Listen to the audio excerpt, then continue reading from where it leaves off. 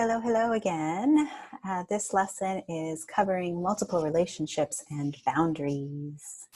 The learning objectives to describe the ethical guidelines regarding dual or multiple relationships, to describe ethical challenges in maintaining multiple relationships in small communities, to formulate guidelines on receiving gifts from clients, and to describe ethical issues regarding social relationships with current or former clients. So what is a dual or multiple relationship? Multiple or dual relationships are those in which an MFT assumes two roles simultaneously with a person or persons engaging in their professional assistance. Said in a more simple way, this is where you as the therapist engage in a relationship with a client that goes beyond the therapist-client relationship. So for example, you become friends with a client, you start dating a client, back to unprofessional conduct land. You engage in a business venture with a client, and so on. Okay, these relationships may be harmful and exploitative, and they should be managed really deliberatively because some of these relationships can be unavoidable. Not all multiple or dual relationships can be avoided, just like not all of them are harmful, but they can be really complicated. So whenever you can, you want to attempt to avoid these relationships as much as possible. Okay? The reason why these can be complicated is because you develop a really intimate relationship with your client as their therapist. And this can lead the client to think that they have some kind of special friendship with you. And it may make them want to have more than just a therapy-client relationship with you. They might want to have you participate in their lives outside of therapy, which makes sense if you think about it. Your therapist knows you better than probably anyone else, and you feel the intimacy that comes with that relationship. And so it can be kind of tempting to engage in other kinds of relationships in these cases. Okay? But when they're allowed to continue in this way, these multiple or dual relationships, it can place you in really difficult, compromising positions that might lead to unethical behavior. So here are some examples. So engaging in a business venture like hiring a client would be an example of a multiple relationship that you want to avoid. Becoming close personal friends where now perhaps the therapy relationship is where you both like vent to each other, or you go out for coffee together and have therapy. Not a good idea. Becoming friends with someone and treating their child, family, or close friend. You already have a relationship with someone as a friend, but now they refer you their friend or their brother or whatever. It gets really complicated. If you're treating a child and that's your client, and then you become good friends with their parent, that's placing you in a weird position and confusing the child potentially. So definitely want to try to avoid all of these. Other things would be like borrowing money from a client or loaning money to a client. Not good. So why can it be a problem? Well, AMP states that therapists should make every effort to avoid conditions or multiple relationships with clients that could impair their professional judgment or increase the risk of exploitation. If you view a client as your friend now instead of as a client, that may keep you from saying certain things in therapy that would really help them heal because you're afraid you're going to offend your new friend or something like that. The exploitation piece definitely comes in, and we'll talk about that a little bit more.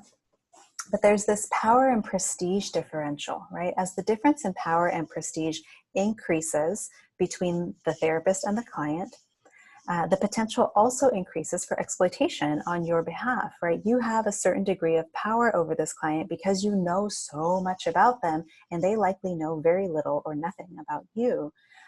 So it can be hard to hold that power within different relationships with this client.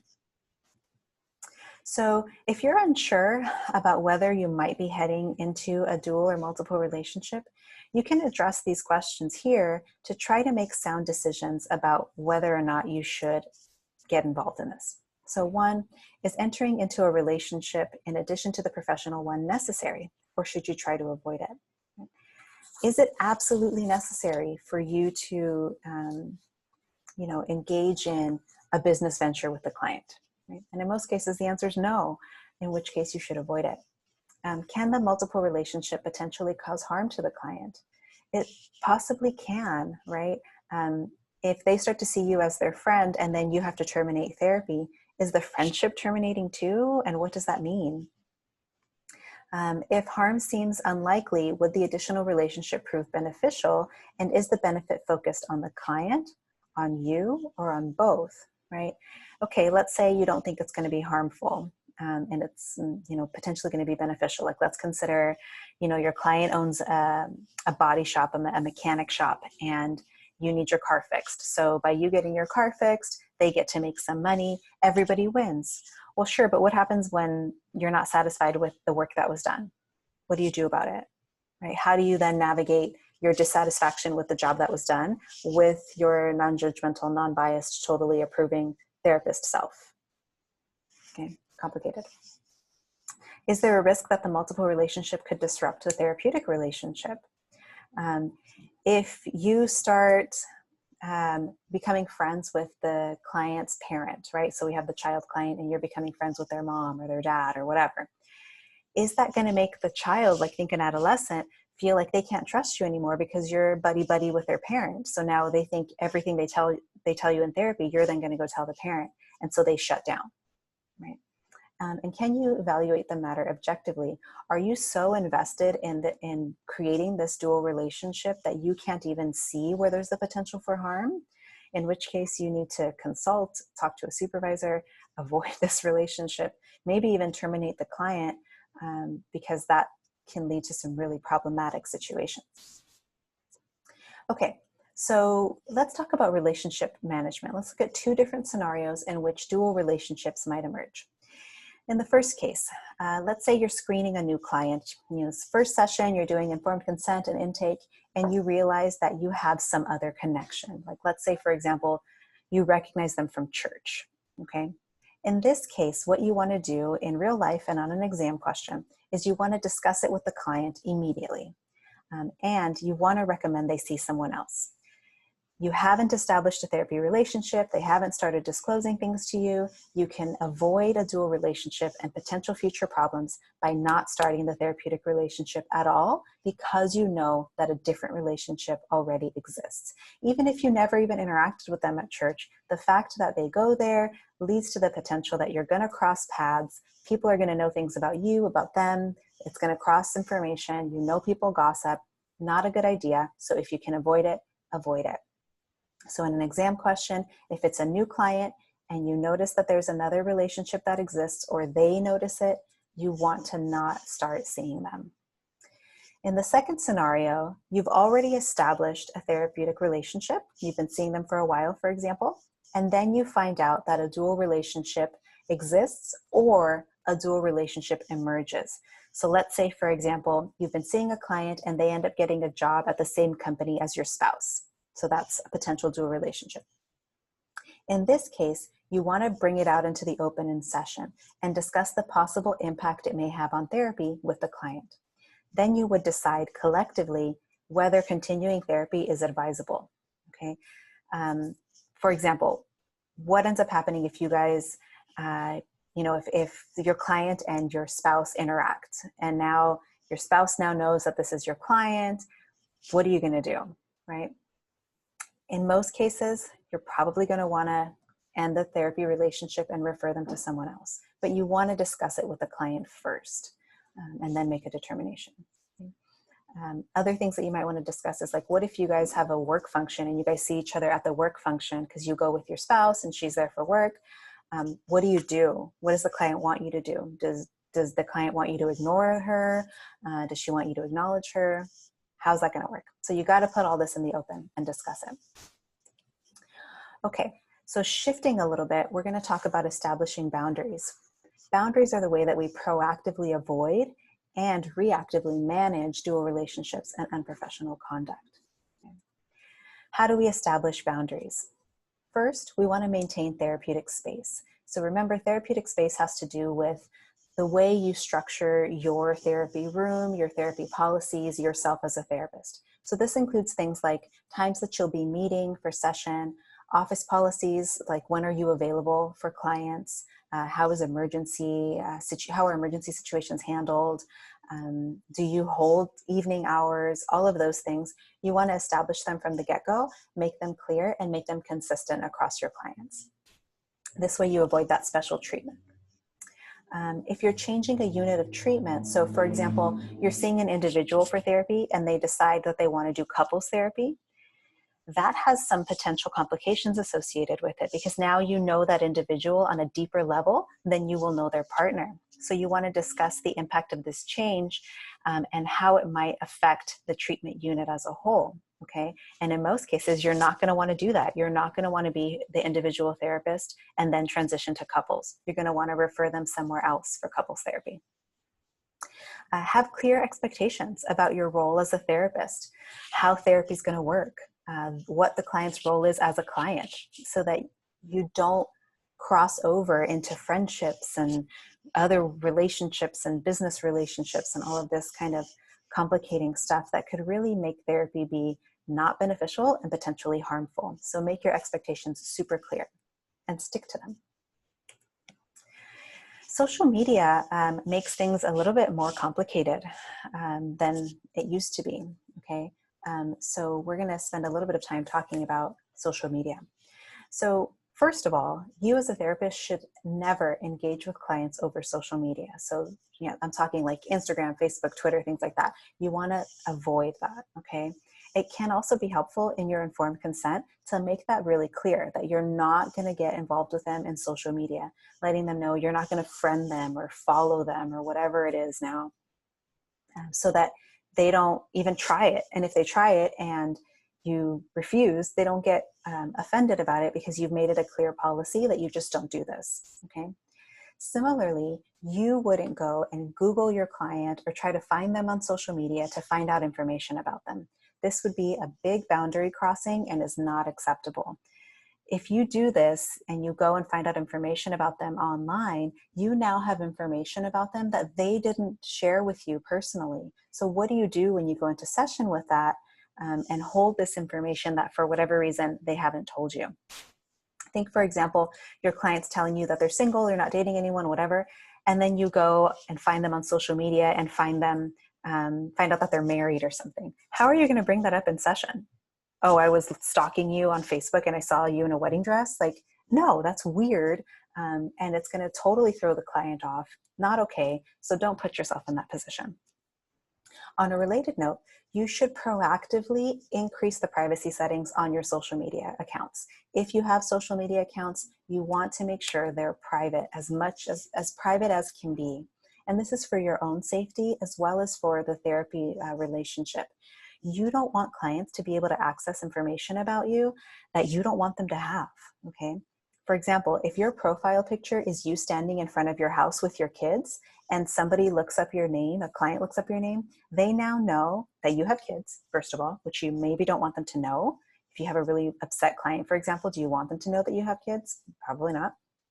And you're standing in front of your house, which they can probably, if they're eager enough, use like Google Maps to find out where your house is. And now your client knows where you live. Not good. So this is where it's good to have really neutral profile pictures to make it so that you can't be searched for on social media accounts and so on. Okay, so get to that. If you're conducting therapy over technology, so using telehealth, you want to clarify expectations for that. Like, what are the clients supposed to do in case of emergency, right? Because you can't be accessible all of the time, okay? We're going to go over this a lot more when we do telehealth, so I'll just leave it at that. And then set clear boundaries regarding use of text messaging and email. We'll also do this when we do technology, but you want to make sure that you don't make yourself available 24 hours a day unless that's something required by your job. You want to have a life outside of therapy that your clients cannot access you in, okay? And so those are helpful things. All right. Boundaries in small communities. So it can be kind of challenging to protect confidentiality and manage dual relationships or avoid them in small communities, because small, close-knit communities where you commonly have to balance multiple roles can make it hard to kind of keep the therapy relationship separate and unique from everything else. Okay? So the goal for therapists working in a rural situation is not necessarily to avoid all multiple roles and relationships, because sometimes they're unavoidable, but to manage the relationships in an ethical and thoughtful manner. So let's consider clients who might wish to barter for goods or services for counseling. Some communities operate in this way with like swapping goods rather than a cash economy. We're talking small rural communities, okay? This does not necessarily have to be problematic, but the potential for conflict exists in the therapy relationship if the bartering agreement doesn't work well, or if the client ends up feeling exploited, or if you aren't getting compensated fairly, okay? So practitioners in small communities, note this is small communities, can minimize risk and practice ethically by obtaining informed consent about what this is going to look like, this bartering relationship, documenting the bartering agreement thoroughly in your chart, setting clear boundaries and expectations for your clients, and paying attention to matters of confidentiality by using things like ongoing consultation. So if we look at bartering a bit more specifically, and the reason I'm focusing so much on bartering is you're very likely to see this on an exam question. But if we look at it specifically, as a general rule, it's unwise to engage in bartering agreements with clients. However, it may be appropriate, and hear this emphasis, in small rural communities. If you see this on an exam, small rural community, and it's asking about bartering, know that it may be appropriate. If it's talking big city, doesn't mention anything about small, close-knit, tight community, bartering, it's almost always going to be a no-no, okay? But in a small community, in cases where a client is unable to afford paying for therapy with cash, or bartering is just less accepted in this community, you can consider a bartering agreement, okay? So for example, a mechanic might exchange work on the therapist's car for counseling sessions, or this many bags of produce for a 1-hour session, or something like that, okay? However, this has to be fair and not exploiting the client. If you're expecting the client to provide several hours of work on the car, like 15 hours of work in exchange for 1 hour of therapy, the client is not getting a bang from their buck, okay? And they might get resentful because of this potential imbalance in the exchange, okay? And then remember what I shared earlier about the car. If the car is not repaired properly, the therapist might resent the client, okay? So it's best to, if you have to engage in bartering agreements, to exchange goods for services, not services for services. So something like produce for a therapy session rather than, babysit my kids for an hour for a therapy session. So goods for therapy as opposed to services for therapy.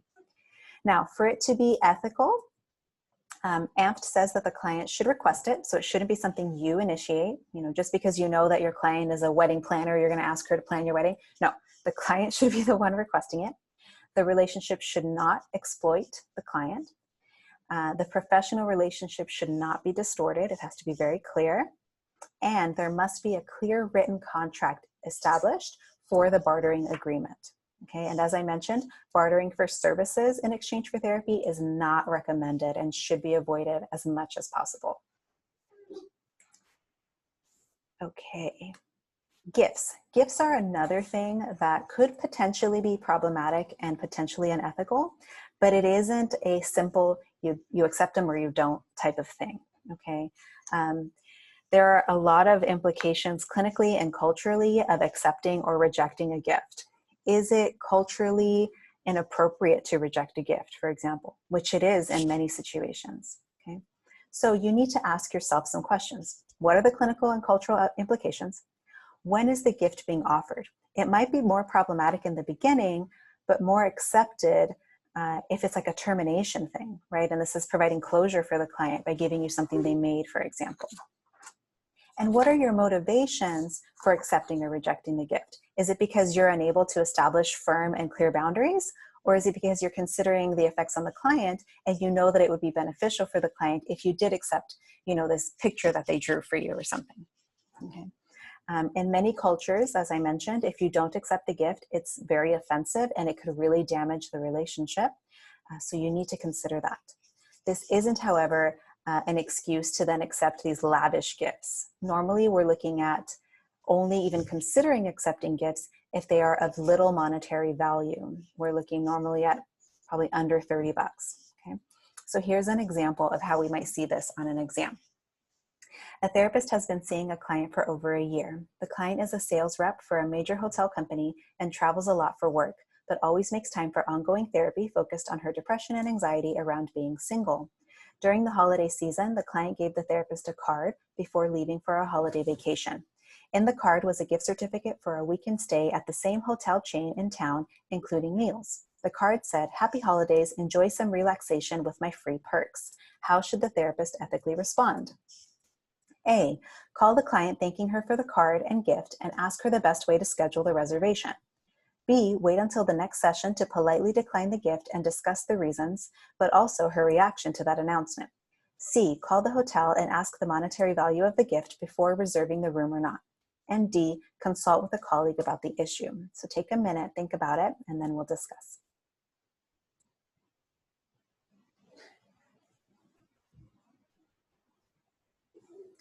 Okay, so here we have a gift that's being given to a client, or sorry, to a therapist.